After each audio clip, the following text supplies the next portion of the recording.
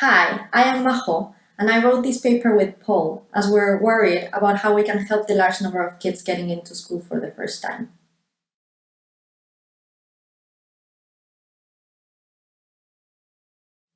Our paper highlights another appreciated phenomenon that a substantial proportion of children in developing countries are the first in their families to go to school.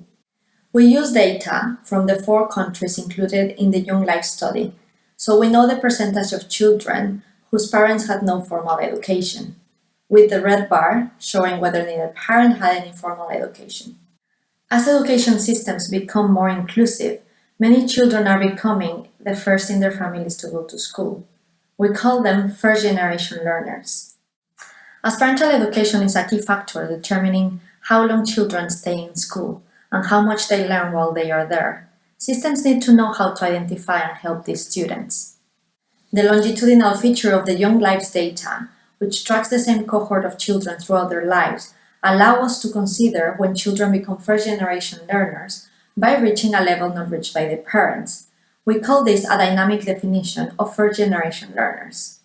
The distinction between those whose parents had no formal education and those who become first-generation learners is important as it may lead to different policy responses.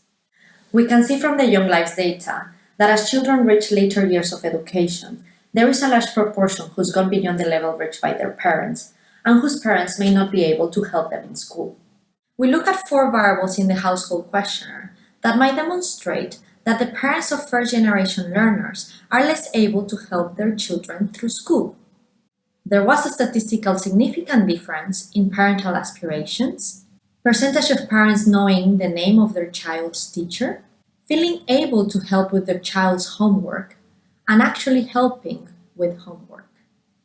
When children do not have external support to progress through school and their schools lack the resources to provide additional support to compensate, students are left behind from the curriculum and their peers. We found that there is a high prevalence of students become first-generation learners, and there are notable impacts. Becoming a first-generation learner as children progress through school is negatively associated with the probability of being enrolled in school across India and Vietnam, the two countries that show a high prevalence of dropout between the ages of 12 and 15. To our knowledge, this is the first paper to apply this concept in basic education and to distinguish a dynamic definition from a static one. Our findings resonate with what we have learned during the COVID-19 school closures, that most parents of primary school children are finding it difficult to support their children's learning at home. This is something that needs addressing.